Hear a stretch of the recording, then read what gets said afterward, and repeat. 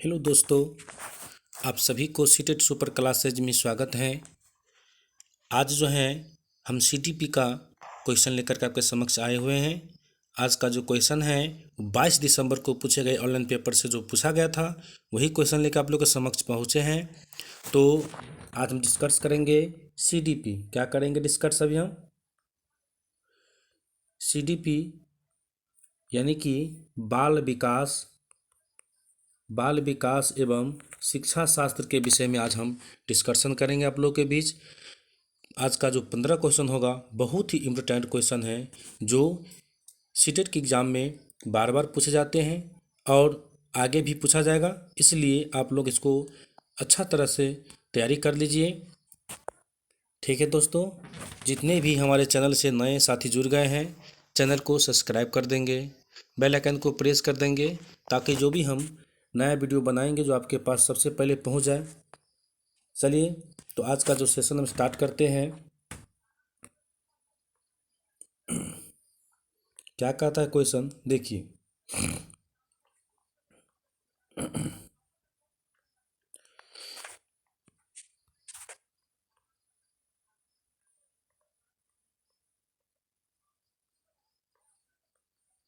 क्या है, भारतीय संसद में दिव्यांग व्यक्तियों के लिए निम्नलिखित में से कौन सा कानून हाल ही में पारित किया था? क्या ऐसा कौन सा कानून जो दिव्यांग व्यक्तियों के लिए हाल ही में पारित किया था?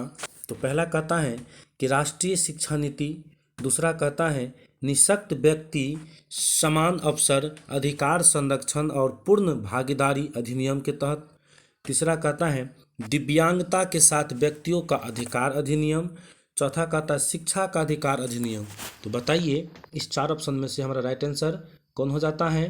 तो दिव्यांगत जो है ये कानून जो पारित हुआ है यह दूसरा होता है इसका सही, क्योंकि निःशक्त व्यक्ति जो है समान अवसर अधिकार संरक्षण और पूर्ण भागीदारी का अधिनियम जो है इसके तहत यह क्या किया है, लागू किया गया है। इस प्रकार से हमारा जो होगा राइट आंसर दूसरा हो जाता है। चलिए आगे चलेंगे। अब हम आगे क्या है, देखिए 17 नंबर का क्वेश्चन क्या है। चलिए क्या कहता है कि निम्नलिखित में से कौन सा कथन प्राथमिक शिक्षा में समावेश की भावना का सटीक रूप से वर्णन करता है? क्या करता है? सटीक रूप से वर्णन करता है कि उसका अच्छा वर्णन कौन करता है। पहला कहता है कि शिक्षा केवल मानक और एक तरह की भाषा के प्रयोग से ही बनता है। दूसरा कहता है कि शिक्षक कुछ जाति समूहों के बच्चों को प्रति पूर्वाग्रह रखती है। तीसरा कहता है कि शिक्षक को विशेष शैक्षणिक आवश्यकता वाले बच्चों से कोई अपेक्षा नहीं होती है। चौथा कहता है कि शिक्षक सांस्कृतिक रूप से उत्तरदायी शिक्षा शास्त्र का प्रयोग करता है या करती है। तो बताइए इस चार में से हमारा क्या राइट आंसर होगा? तो देखिए जब पहला पॉइंट में आ गया केवल, ये निगेटिव पॉइंट है तो इसका आंसर होगा नहीं है। दूसरा कहता है कुछ जाति के लिए, कोई ज़रूरत नहीं है कि एक ही जाति के लिए हम ये काम करेंगे, समावेशन बनाएंगे, ये निगेटिव पॉइंट है। शिक्षक को विशेष शैक्षणिक, यानी कि कोई ज़रूरत नहीं है कि विशेष व्यक्ति को ही हम मान्यता देंगे, जो कम है जोड़ है या कम आरक्षण में आते हैं उसको मान्यता नहीं देंगे, तो नेगेटिव पॉइंट है। इस प्रकार से तीसरा ऑप्शन में हमारा कट जाता है। तो यहाँ पर चौथा देखिए कि शिक्षक सांस्कृतिक रूप से उत्तरदायी शिक्षा शास्त्र, जितने भी सारे समूह को यहाँ पर क्या कर रहा है तो मान्यता दे रहा है। तो समावेशी या समावेशन का यही मतलब होता है कि एक विद्यालय में तरह तरह के बच्चे पढ़ने आते हैं, वो सभी को भाषाओं को, सभी के नॉलेज को हम क्या करेंगे, सम्मान देंगे और सम्मान करेंगे, एक दूसरे से हम सीखेंगे, इसी को समावेशी विद्यालय कहा जाता है। इस प्रकार से इसका राइट आंसर जो होगा वह चौथा हो जाता है। आगे चलेंगे हम 18 नंबर पर। देखिए 18 नंबर क्या कहता है, पहले क्वेश्चन पढ़ेंगे। निम्नलिखित में से कौन सी विशेषताओं का समूह प्रतिभाशाली छात्रों को परिभाषित करता है? किसको? प्रतिभाशाली को। तो बताइए इसका जो है क्या होगा राइट आंसर? तो प्रतिभाशाली बच्चा की विशेषता बताएंगे। पहला क्या कहता है, शीघ्रता से सीखते हैं और उसे याद रखते हैं, सतर्क हैं और तुरंत उत्तर देते हैं, बारीकी से अवलोकन करते हैं। तीसरा कहता है त्वरण के साथ बेहतर प्रदर्शन करते हैं। तो बताइए इस तीनों में से जो हमारा प्रतिभाशाली का जो लक्षण है ये कौन सा है? 18 का राइट आंसर बताएंगे क्या होगा? चलिए हम आगे करते हैं, ऑप्शन देखते हैं। पहला में कहता है 1 2, दूसरा में कहता है 1 और 3, तीसरा में कहता है 1 2 3, चौथा में कहता है 2 और 3। तो बताइए कि 18 का राइट आंसर क्या हो जाएगा? 18 का जो राइट आंसर होगा वह हो जाता है तीसरा। क्या हो जाता है? तीसरा। इसमें जो है तीनों ही पॉइंट क्या हैं? सही है। प्रतिभाशाली को तीनों पॉइंट क्या करते हैं?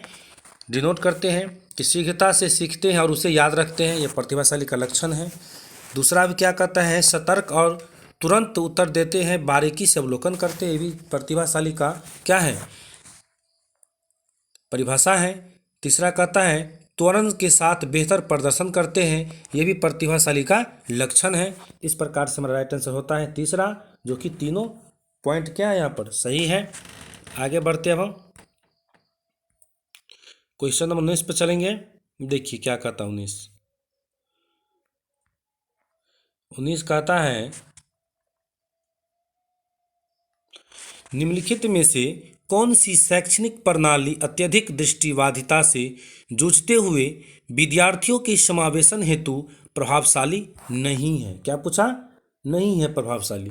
तो यहाँ पर नेगेटिव हमको खोजना है। अब नहीं पूछा तो क्या हो जाता है?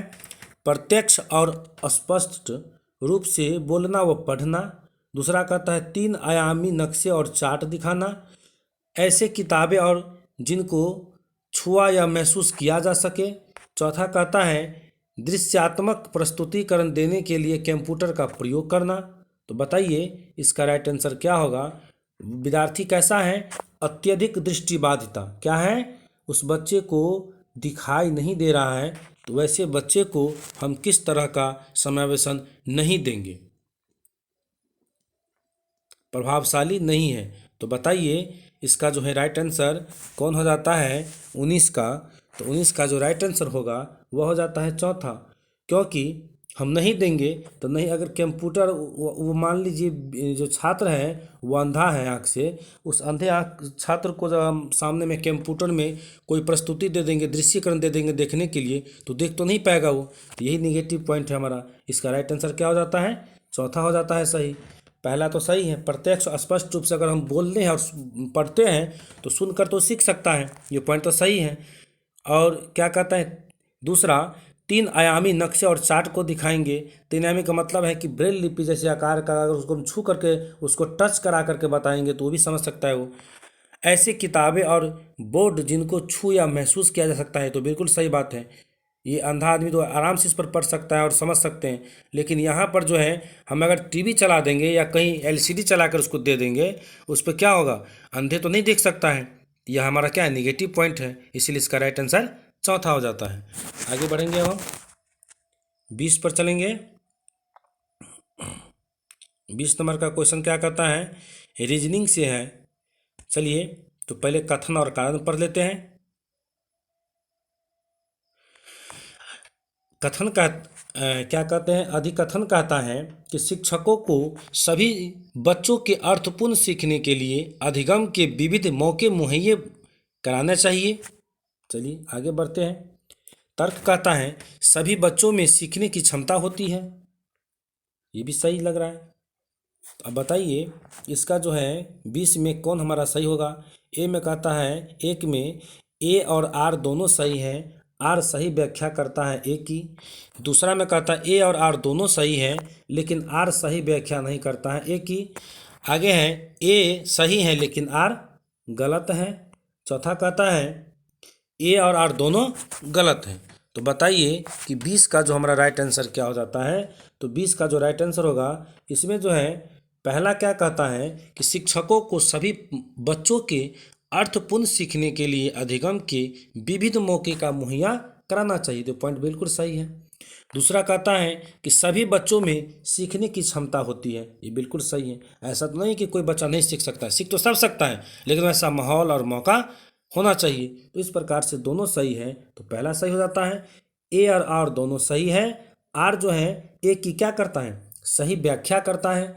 इस प्रकार से हमारा राइट आंसर पहला हो जाता है यहाँ पर। चलेंगे अब 21 नंबर पर। 21 नंबर का क्वेश्चन देखिए क्या है, क्या कहता है। 21 नंबर का क्वेश्चन देखिए क्या कह रहा है। एक विद्यार्थी जो नियंत्रण के बाह्य अधिकारिता में विश्वास रखती है, परीक्षाओं में अपनी असफलता का कारण किसे बता सकती है, बताइए।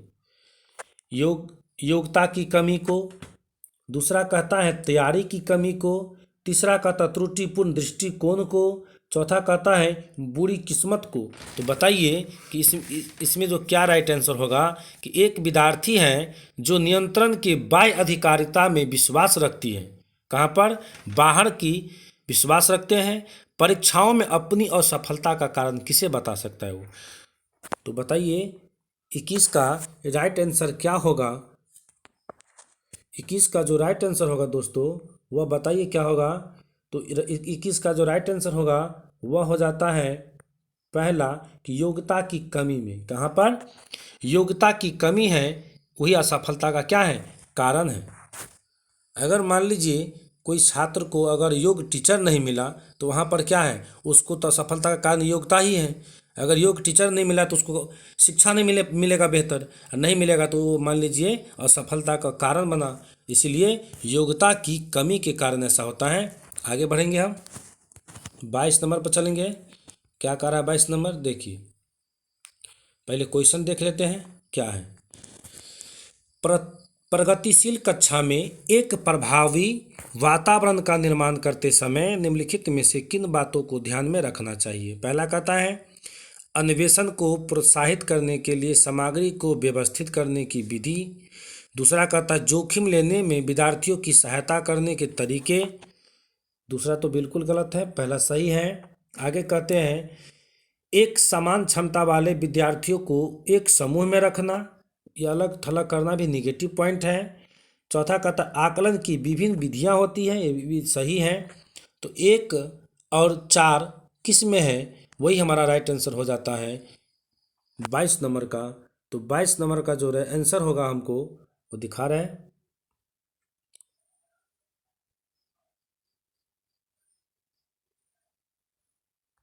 क्वेश्चन नंबर 22, तो 22 का जो राइट आंसर होगा वह हो जाता है सी।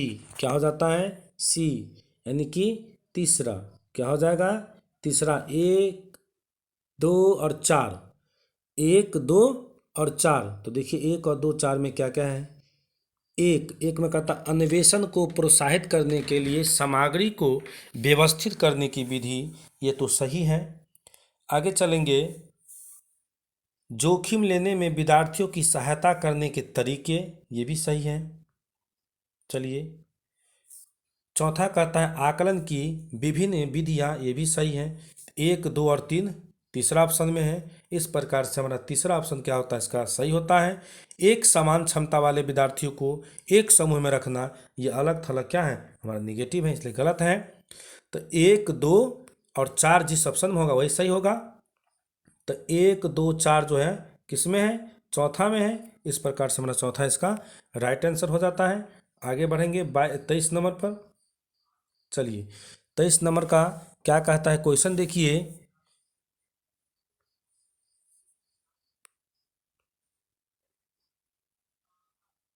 चलिए निम्नलिखित में से कौन सी एक सहगामी अधिगम युक्ति है। क्या कह रहा है, सहगामी। तो सहगामी क्या होगा, पहला ऑप्शन कहता है ढालना, क्रमबद्धता, सामाजिक पृथकीकरण। तो चौथा कहता है पारस्परिक रूप से प्रश्न करना। तो ये कौन सा सहगामी अधिगम युक्ति है, बताइए दोस्तों।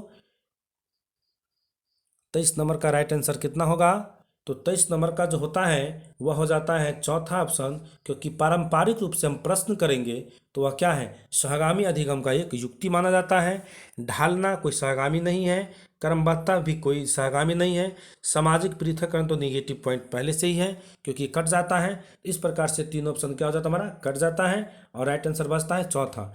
पारस्परिक रूप से हम अगर प्रश्न करेंगे, एक दूसरे से मेल से प्रश्न करेंगे, तो वहाँ पर क्या होगा, सहगामी यानी कि एक दूसरे की सहायता से हम अधिगम प्रावधान सीखते हैं, सीख रहे हैं, तो वहाँ पर हमारी युक्ति क्या है, ये सबसे अच्छा है। इस प्रकार से इसका चौथा आंसर सही होता है। आगे बढ़ेंगे हम 24 नंबर पर चलेंगे। देखिए 24 नंबर का क्वेश्चन क्या कहता है। चलिए पहले क्वेश्चन देख लेते हैं, उसके बाद चलेंगे आगे हम। मोहन ने विद्यार्थियों को आयतन की समझ बनाने के लिए विभिन्न धारिता वाले बर्तन दिए। क्या दिए, विभिन्न धारिता वाले बर्तन दिए। फराह ने अपने फराह ने अपने विद्यार्थियों को कूड़े को यांत्रिक कार्य बनाने की संभावनाओं पर मानस मंथन करने के लिए कहा। दोनों अध्यापक अपनी कक्षा में किस शिक्षण शास्त्र युक्ति का प्रयोग कर रहा है। तो बताइए कि 24 का जो है राइट आंसर क्या होगा। पहला कहता है व्यवहारवाद का, दूसरा कहता है रचनावाद का, तीसरा कहता है स्पष्ट अनुदेशन का, चौथा कहता है सक्रिय अनुकूलन का। तो कितना, क्वेश्चन नंबर 24 है, तो 24 का जो है राइट आंसर बताएंगे क्या होगा। तो 24 का जो राइट आंसर होगा वह हो जाता है चौथा, अति दूसरा क्या हो जाता है, बी, यानी रचनावाद को किसको कहा जाता है, रचनावाद को कहता है। इस प्रकार से हमारा राइट आंसर क्या हो जाता है, दूसरा सही होगा इसमें। आगे बढ़ेंगे 25 नंबर पर चलेंगे। देखिए 25 नंबर फिर से आ गया कथन और कारण से। तो क्या कहता है, पहले दोनों देख लेते हैं। क्या कह रहा है, कथन कहता है कि शिक्षा ढांचा में शैक्षणिक अवबोध के अतिरिक्त छात्रों की सामाजिक संवेगात्मक आवश्यकताओं पर ध्यान दिया जाना चाहिए। ये बात सही है। आगे चलते हैं। कारण कहता है संज्ञान में संवेग महत्वपूर्ण भूमिका रखते हैं। तो बताइए ये दोनों पॉइंट सही हैं, तो दोनों पॉइंट किस में आता है, ये 25 नंबर का क्वेश्चन है। बताइए दोनों पॉइंट अगर सही है तो किस में आएगा ये, तो देखते हैं ऑप्शन में। दोनों पॉइंट अगर सही हैं तो पहला देखिए ए और आर दोनों सही है, और आर जो है सही व्याख्या करता है किसका, ए का। तो यही हमारा क्या हो जाता है, राइट आंसर होता है, क्योंकि ए भी पॉइंट सही है और आर जो है सही है, लेकिन आर जो है ए की क्या करता है, सही व्याख्या भी करता है। इस प्रकार से हमारा राइट आंसर हो जाता है, इसका पहला हो जाएगा। आगे बढ़ेंगे 26 नंबर पर चलेंगे अब हम। देखिए 26 नंबर क्या कहता है, शैक्षणिक कार्यों में बच्चों द्वारा दी गई त्रुटियों को समझना निम्न में से क्या है। शैक्षणिक कार्यों में बच्चों द्वारा दी गई त्रुटियों को समझना किस निम्न में से क्या है। तो पहला कहता है केवल विद्यार्थियों की बौद्धिक क्षमताओं का आकलन करने में प्रासंगिक है। दूसरा कहता है कि शिक्षण प्रक्रिया में केवल शिक्षक की दक्षता का पता लगाना या लगाने के लिए प्रासंगिक है। तीसरा कहता है शिक्षण के साथ साथ सीखने की प्रक्रिया को समझने के लिए प्रासंगिक है। चौथा कहता है शिक्षक या सीखने से संबंधित किसी भी क्षेत्र के लिए प्रासंगिक नहीं है। तो इस प्रकार से बताइए कि 26 का जो है राइट आंसर क्या होगा। तो देखिए दोस्तों क्या है, अब ऑप्शन को हम छांटने का काम करेंगे। पहला कहता है कि केवल विद्यार्थी, यही काट दीजिए, निगेटिव पॉइंट है। फिर कहता है केवल शिक्षक दक्षता, ये भी निगेटिव पॉइंट है। चौथा कहता है कि प्रासंगिक नहीं है, ये निगेटिव पॉइंट यही छट गया।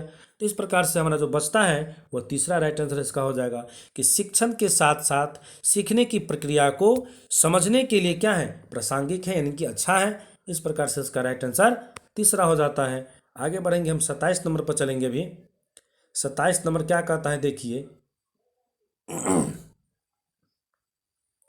निम्न में से समालोचनात्मक चिंतन में क्या शामिल है। क्या चीज में, समालोचनात्मक जो चिंतन है इसमें क्या शामिल है। पहला कहता है प्रासंज्ञान, दूसरा कहता है विश्लेषण, तीसरा कहता है मनन। तो बताइए इसमें क्या क्या शामिल है। क्वेश्चन नंबर जो है हमारा 27 है, तो 27 का बताएंगे कि राइट आंसर क्या होगा। 27 है, तो 27 का जो राइट आंसर होगा, इसमें तीनों क्या है, सही है। प्रासंज्ञान भी सही है, विश्लेषण भी सही है, मनन भी सही है। इस प्रकार से तो तीनों सही है, तो राइट आंसर हमारा क्या हो जाता है, पहला सही हो जाएगा। निम्न में से समालोचनात्मक चिंतन में क्या शामिल है, तो तीनों शामिल हैं। इस प्रकार से ऑप्शन हमारा पहला होता सही। आगे बढ़ेंगे 28 नंबर पर, देखते हैं क्या है। चलिए 28 नंबर का क्वेश्चन है, देखिए।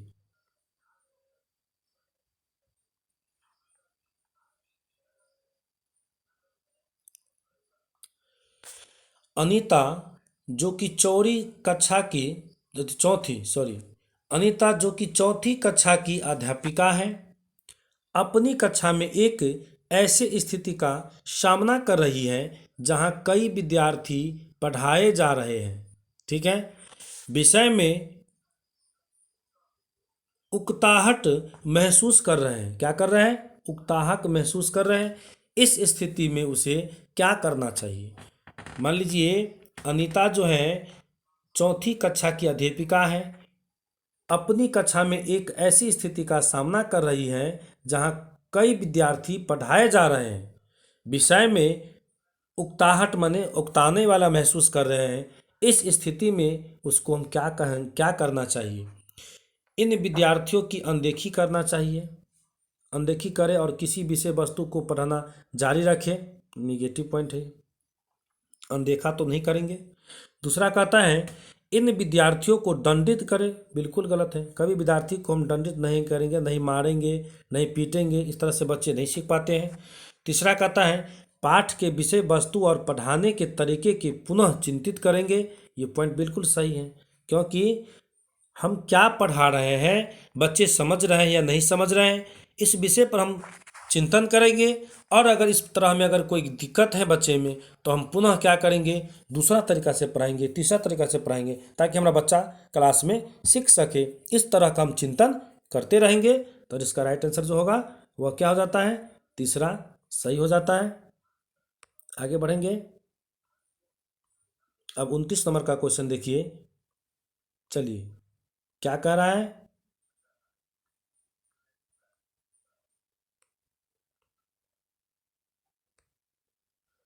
क्वेश्चन कहता है किसी अध्यापक को अपने विद्यार्थियों को किसी कार्य के लिए आंतरिक रूप से प्रेरित करने के लिए क्या कहकर प्रोत्साहित करना चाहिए। पहला कहता है जो विद्यार्थी सबसे पहले कार्य खत्म कर लेंगे उन्हें 5 सितारे मिलेंगे। ये पॉइंट तो निगेटिव दर्शा रहा है। क्यों, क्योंकि बच्चे को लोभन नहीं देंगे। आगे कहता है मैं देखती हूँ कि मैं कौन प्रथम आता है या आती है, कौन सबसे अधिक स्मार्ट है। तो यहाँ लेवल कर रहा है बच्चे में, ये निगेटिव पॉइंट है। चौथा कहता है वे विद्यार्थी जो जल्दी इस काम को पूरा नहीं करते हैं उन्हें खेल के सत्र में खेलने नहीं जाने दूंगी। ये भी पॉइंट क्या है, निगेटिव है। ये बच्चे को आप दबाव दे रहे हो। तीसरा कहता है इस पर काम करना कितना मज़ेदार है, चलो देखते हैं कि हम इस गतिविधि में क्या क्या सीख सकते हैं। देखिए हम बच्चे को कहेंगे ये देखो ये काम तो बहुत आसान है, इसमें चलिए हम देखते हैं कि हम लोग कितना सीख पाते हैं, किस तरह से काम होता है। तो बच्चे में क्या होगा, जिज्ञासा जगेगा कि ठीक है चलते हम देख करके थोड़ा देखते हैं। तो ये ऐसे गतिविधि हम बच्चे को देंगे जिसमें बच्चे क्या खुशी से कोई काम करने के लिए राजी हो जाए। इसको दंडित करके, दबाव दे करके, चॉकलेट का प्रलोभन दे करके नहीं हम सिखा सकते हैं। तो आंतरिक प्रेरणा जो है बच्चे में इस प्रकार से क्या होता है, उत्साहित होता है। इसका जो राइट आंसर बनेगा वो तीसरा सही हो जाता है। आगे बढ़ेंगे हम 30 नंबर पर। देखिए 30 नंबर का क्वेश्चन क्या है, क्या कहता है सीखने की गति खाली स्थान है, क्या है, पूरी तरह से व्यक्तिगत कारकों पर निर्भर है, पूरी तरह से पर्यावरण कारकों पर निर्भर है, व्यक्तिगत और पर्यावरण कारकों की पारंपरिक क्रिया पर निर्भर है। चौथा कहता है कि व्यक्तिगत और पर्यावरण कारकों दोनों से क्या है, स्वतंत्र है। इस प्रकार से 30 का क्या राइट आंसर होगा, तो पूरी तरह व्यक्तिगत पर तो गलत है, पूरी तरह पर्यावरण पर, केवल पर्यावरण तो होगा नहीं, केवल व्यक्तिगत तो होगा नहीं, सामाजिक।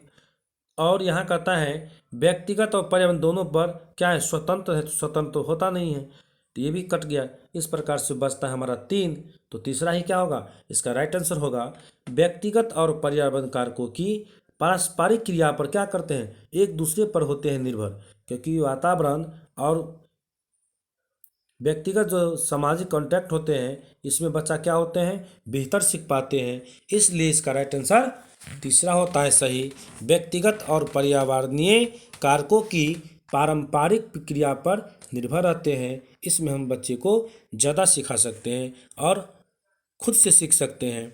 इस प्रकार से जो हमारा आज का क्वेश्चन जो है दोस्तों, वह 15 क्वेश्चन आज समाप्त होता है अभी, और इसके आगे का क्वेश्चन जो है हम अगली वीडियो में लेकर के आएंगे। जितने भी हमारे साथी वीडियो देख रहे हैं